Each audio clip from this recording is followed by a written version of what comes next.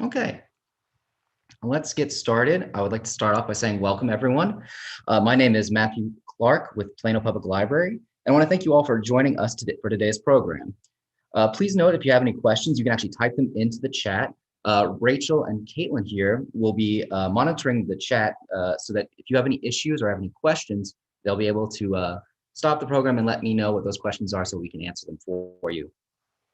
We also will be allotting time at the end of the program here to let you give questions that we couldn't get to during the program itself. One thing to keep note of as well is your microphones have been muted on purpose. That way, if you have questions, please feel free to use the chat. This program is going to be recorded and made available online at the Plano Public Library YouTube channel for later viewing. So check it out there after this is done. So let's get started. This program is building your brand. We're going to be learning the basics of using websites and social media to draw attention to your brand. Now, the goal of this program is to get you acquainted with the idea of what your brand is and what resources you have available to you in getting it out there. So this is a very beginner introduction to this course. So some of this material you may already know, but we're going to go over it anyway for those who don't. So let's get started here. What is your brand? Who is your audience? And how do you reach them? Those are the three basic questions you should always ask yourself whenever you're going along the lines of making a product, making a just an overall thing you're trying to sell to your customer. Now let's start with what is your brand? Now, it's very important to understand that what is your brand is not exactly what you're selling to your potential clients, potential customers. Your brand is more of a persona or a kind of image that you create, like that makes you stand out. A lot of companies will spend lots of time, money, effort into making mascot characters, getting celebrities to advertise for their brand. Because when you think about a specific brand, you don't really think as much about what they offer as much about the image that they create. Like a good example would be Geico. You usually think Geico is like, the gecko, the cute little adorable lizard with the Australian accent. So that's the first thing that pops into your head. So a brand is in a lot of ways the image that you can create that pops into people's heads that gets them to remember your product in more ways than it is what the actual product is. Geico, for example, again, being the cute lizard, but you don't really think of the Geico as car insurance. You don't really put them together until he starts talking about it. So brands in a lot of ways are trying to identify your persona per se. For me, my personal take on a brand is I do art. I sell prints, books, so all assorted items, work on commission, and therefore, one of the things that when we were creating this brand for the art world is you start trying to figure out who your audience is, which is our next thing. And by doing so with trying to figure out your audience is you want to start off with what's called the SWOT analysis. Now, I don't know if any of you have heard of this analysis before, but SWOT is an acronym that stands for strengths, weaknesses, opportunities, and threats.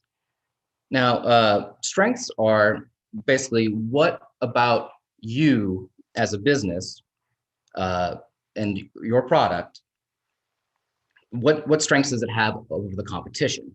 For example, again, for my line of work, working on commission and going to shows and things like that, I've identified that the strength of mine is I can work very quickly and getting commission work done. And so clients tend to like the fact that you can get their work done in a quick and fast pace because, they need it, yesterday, basically, most cases. For weaknesses, however, you have to think about what is it that your product struggles to meet the needs of in that regard.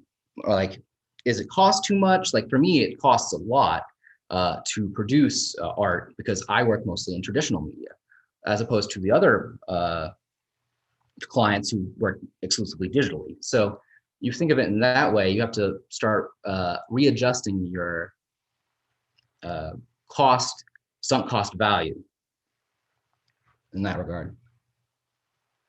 For opportunities, that's basically trying to analyze and identify where you fit into the market. So say uh, you find that there is a need for a specific item to get to senior citizens. This is a good one because recently we had our blizzard this past week, and a lot of people were left stranded in their homes because they just couldn't drive, specifically senior citizens. So you found that there's a need for delivery of products to senior citizens because of some sort of accident that has happened. Now we have an opportunity to jump on the market to get into it. For threats, however, that is what other companies do better than you. Whereas like you might be able to, produce a product, but you can't produce it at a profit. You have to, the product you're trying to produce, it's not time efficient, it's not cost efficient, so on and so forth. Those are those kinds of things you need to figure out. And when you're trying to make a product, whether or not it's going to be worth your time and investment in getting to these people. So if you already have a product and you know that it exists already within the world, there's already an audience available for this product. So knowing your existing customers is really important in being able to identify what it is you're trying to make and who you're trying to connect with. Because again, like one of the things to think about is you're not trying to really reinvent the wheel when it comes to making products. You usually just kind of want to like take another idea and build upon it because it already exists. Since it already exists, that means people are already buying it. You just add a nice flair to it, and then someone's going to come up and say, "Oh, I've never seen someone's take on said product already. That's interesting. I really like that. I'm going to go with this one because it's a bit more towards what I identify with, what flair it gives me." One of the things I also like to talk about too is not casting a very wide net, because whenever you're trying to sell something, you meet a customer's specific needs. You don't need to, try to make everyone happy, because that's just, that's expending too many resources, too much energy trying to get to people that, probably won't buy your product. I prefer, for my own work, to go in a more niche market, because smaller niche markets I find are a little bit better to, especially when you're just starting out, because it's a less competition, smaller smaller pool of other people working in that field, and you can start building a rapport with your customers in a way that really sets you apart from other businesses early on. Now, in that same line of thinking, we want to talk about how do we reach the audience. So the first thing I would think about whenever I wanted to reach somebody, specifically because I do art as a side career, is the actual legwork of going out, getting things printed, making business cards, giving flyers, actually selling at shows, things like that. Because those items there, there's a physical rapport there. There's no real substitute, in my opinion, for the actual physical being there. Early on, we decided that the brand, what made us stand out from most other artists that sell at those shows, was that we were in front of the booth. Instead of having, a booth that's set up where you sit behind it, have the art in front of you, and, have people come up to you and just, you barely talk to them. They just say, "Here, can I buy this?" and then you shoot them off as quickly as you can. We had noticed that it was better for us to stand up front, talk with the patron, talk with the customer, and get to know them on a personal level. And that made them not only more willing to buy products from us, it also made them more willing to come back and be repeat customers because we would remember them every time we would see them during these shows. And then we would see them at later shows and we'd be able to talk to them again. And that created a nice rapport between us. So I think when it comes to building a brand, you really want to focus on the rapport between you and your customer. And reaching them through the physical means is great, and it's I think there's no substitute for it. However, due to our current situation with pandemic and not being able to be out in front of the booth and talk to people as best as possible, we had to switch our strategy and starts going over towards digital distribution platforms, such as like social media, streaming, instant messaging apps, and through different websites and things like that. We're going to go through these digital distribution platforms in a moment here, but does anyone have any questions before we go on about what I've just talked about?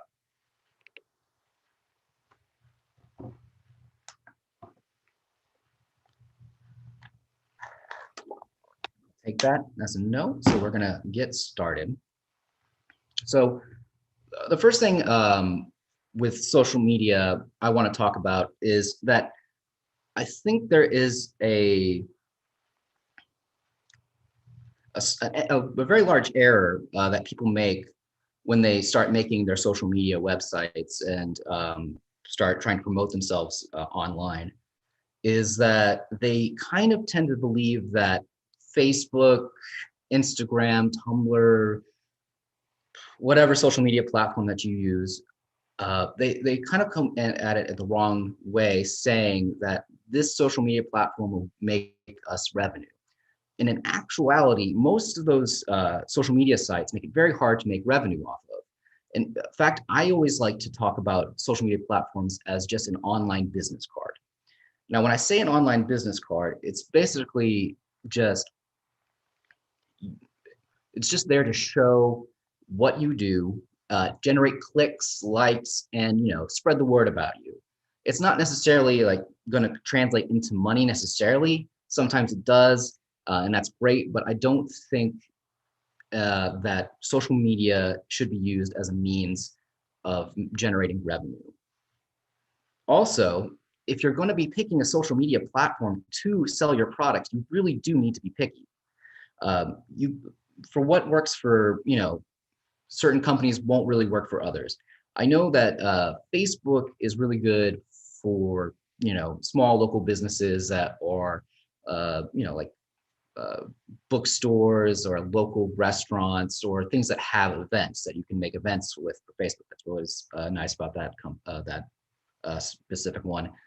But it doesn't really generate any clicks or any value if you are someone who's a young and up and coming individual. It's much more for already in place businesses and things like that. There's not really much room to innovate there from what my experience has been for Facebook. Instagram is great for photographs, things like that, giving you a good sense of you are with me or you are with the owner of the company. It gives you that kind of rapport as well. I think that you want to generate this idea that you're friends, or in the sense of the word, with the creator. That gives that rapport that I was talking about earlier, that helps generate people wanting to come back to your product. And lastly, having a strict strategic plan for your social media is key to making sure that you are on top of everything, because all social media is, in the sense of the word, it's frustrating because there is a very specific way to go about using each social media platform. Instagram is notorious for its algorithm that constantly pushes down not as popular material. You always have to constantly try to figure out how many posts you're supposed to be making a day, how many stories you need to make per week. Now they added this whole Reels thing to try to compete with like TikTok and things like that. And so when you're saying, I'm going to be using this social media site, you need to make sure that it is something that is conducive to what you're trying to sell and conducive to what you're trying to do as a brand to reach out to potential clients. So again, like know what each social media platform does, how they do their algorithms, and then how best to reach them through your posts. Streaming platforms is actually my personal favorite because again, it goes back to the being in front of the booth, being up there in front with the customer, trying to talk to them and build a connection. There are plenty of different streaming platforms you can use: Twitch, YouTube.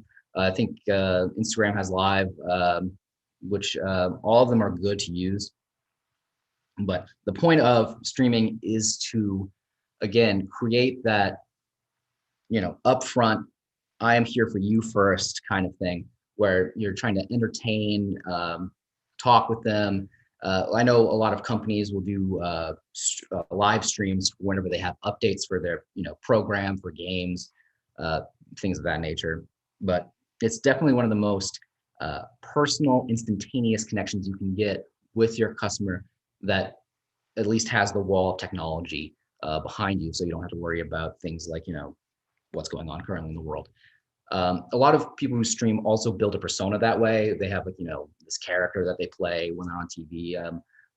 Like, this might be a little old, but Stephen Colbert, back in when he was doing the Colbert Report, played a character that was meant for just the TV. So same with streaming platforms, you can make a character that people can come gravitate towards because they find it funny. They can find it, informative, interesting. It basically is all dependent upon what you're trying to get the client interested in. Instant messaging apps is a bit more nuanced and new, at least to me. Discord is the one that comes to mind the most. It's a tool that is very much dependent on what your actual need is for the app, because you can use it in multiple ways. There's online communities that you can create. I know that Discord has been good for my brand in the sense that it has multiple chat rooms where people can talk if they have questions for me regarding, like, work in progresses, or if they have like questions about their own work. I can reach out to them pretty much at any time during the day. It's okay in that regards. It's just new to me, and we're still working on it as we go. But I know that Discord in most communities and most businesses really like having the ability to reach out to the fans or reach out to their clients as easily as, just a text message, basically. Other instant messaging apps actually also can be used as meeting tools. There always is voice channels, things like that, Skype as well as Zoom here are really good about, keeping the lines of communication open, not just with you and the customer, but also with you and your own group. Being able to continually keep the lines of communication open with you, staff, all that good stuff. I'm sure you've heard this a million times, but communication is key between you, the customer, and your own staff. Definitely worth investing in. Now, website design is a little tricky because there are a lot of different ways you can go about doing websites. One of the things that I think is important for website design is kind of understanding what the need is as well. Beginner stuff like Square is really good. Wix, all those kind of like apps that you have that basically build the website for you from the ground up. Really great to start off with. I personally use Square. Square has been one of those ones just because it's fine. It doesn't need to be fancy. It just needs to say, here's the thing that you need to buy. Here's how you buy it. And that's, again, going back to figuring out what the need is for your actual website. I think that there's pretty much no substitute though for actual, HTML coding, because HTML coding, JavaScript and all that stuff, it gives you a lot more control over the look of the website, but you'd be surprised most brands don't have very good websites and can still get away with it because they're more about, the referrals or more about the actual in-person thing. But let's see.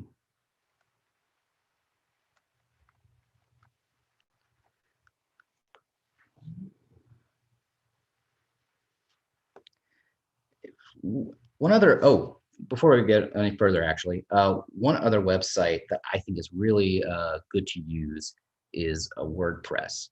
WordPress has a lot of very beginner to intermediate level courses on Lynda that go over and talk about the different ways you can upgrade WordPress, because it's like I don't know how to describe it other than there are these items that are called plugins that you can that have basically built-in code that you can like mash in between the existing code of another templated website, and it makes that website look a lot nicer, and you have like all these cool different things you can do. Highly recommend going and looking at the WordPress plugins, especially on Lynda. They have a whole course about using WordPress. It's definitely a website worth looking at.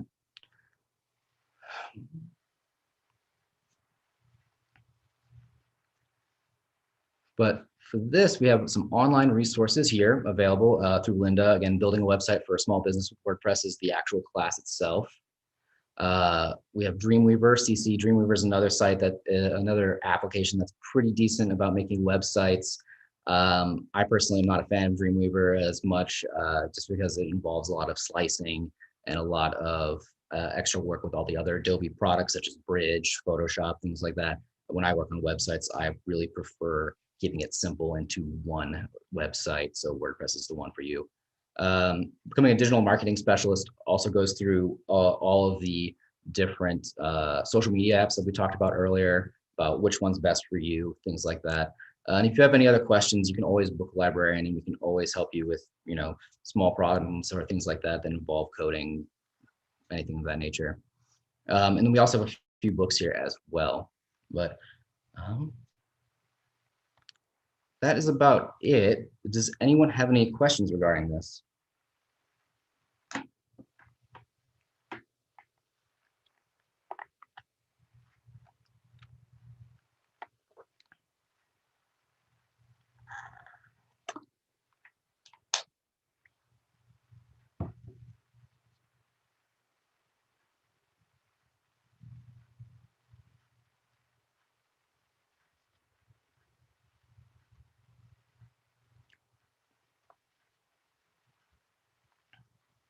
Well, there are none.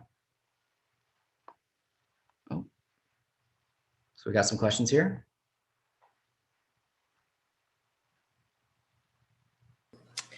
Yeah, someone asked, do I need a web page? I just want to, I think it's supposed to say design some t-shirts. Okay. If you're just designing t-shirts, I guess the next question is if you're just designing t-shirts, what do you plan to sell them? Do you want to sell them online? Do you want to sell them at shows? That'd be your next step. So if you say, I want to make t-shirts, the next step in your process of, who is my audience? How do I reach them? You're probably at the how do I reach them phase. So you don't need a website per se. You can use social media to promote it. I would say that if you can figure out where you want to sell it at and what kind of merch you're trying to make, that'd be the next thing too, is also kind of think about where would you get them printed as well. I know a few places that print pretty cheap, but like, I would need to know where you're at in the design process probably. Yeah, Sorry, she says she wants to sell them online. And Sell them when it online. opens up, they I want would to go to shows. I would say making a Square store would be probably the best course of action. Square's pretty good about, you just post images on there. There are also other websites you can do this for. Redbubble. If the designs that you're making for your t-shirts are original designs, not using any copyrighted characters or anything like that, Redbubble is a good place to do it because it's a print on demand service. So people can actually print the designs, not just on t-shirts, they can print them on phone cases, they can print them on just paper, that sort of things. But Redbubble, if you're, Redbubble is only good for so long because Redbubble takes a pretty big cut out of what you're trying to print. So I would recommend making a Square store and then maybe making a Redbubble as a little side thing.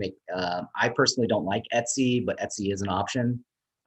You have to kind of, this is when it goes to that research portion where you kind of just like go through all the different sites that you can sell through if you don't want to make your own. But again, my personal preference is the Square store to make for selling art, things like that.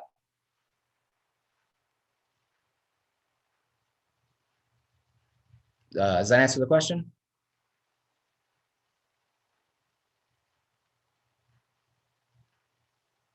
She says, thank you, yes. And then her other question was if you could recommend some printers. Printers? Well, so we're printing on t-shirts, right? There is a few places that you can get printed done. There's a place called the Print House. It's a bit more local. It's a family-run store that I've frequented a few times for banners and other kind of signage, things like that. I don't know that their rates are offhand, but they do. You can't print just one shirt. You have to print about 25 per order. So think about it that way, is that if you want to make a test run, you might try like doing a printing on a transfer paper and then using a heat press to get you an idea of what a prototype would look like. But yeah, 25, you have to print about 25 per order minimum through Print House. But they're really good quality and you can do more than like 3 colors. So that's good to know too, because some printing companies, they can only do a minimum amount of colors based upon how you're printing it. Because if you're doing like silk screen printing, you're going to have minimal color options. But if you're doing it like, printed into the cloth, that one's a bit different. It costs a little more, but it gives you more color options. But the Print House is my personal place to go to.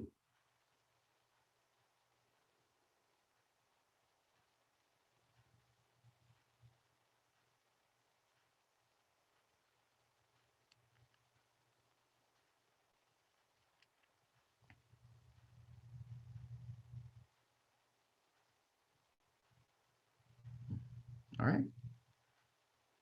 Does that answer the question? Yes, it looks like we are all good to go. And then she asked where are they located. They're in like Frisco, near 121. I don't know if that means anything. I don't know exactly where everyone is from and anything like that. But yeah, if you give them a good Google online, you can find them.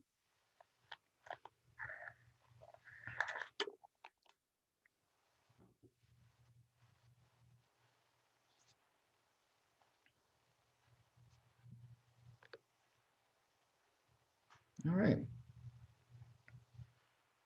Well, I will thank you all for coming out. We appreciate you all being here, and I'd like to thank you all for coming and hopefully, oh, do we have another question? Nope, just someone thanking us. Oh, thank you. I'm seeing the Q&A thing keep popping up and I'm like, oh gosh. Yeah, but be sure to keep up to date with Plano Public Library and all the other programs that we have coming up. We have lovely calendars that you can come find in the building, or you can check online on our website to keep yourselves up to date on all of the programs we have coming out. Again, thank you all for coming and hope we see you on the next one.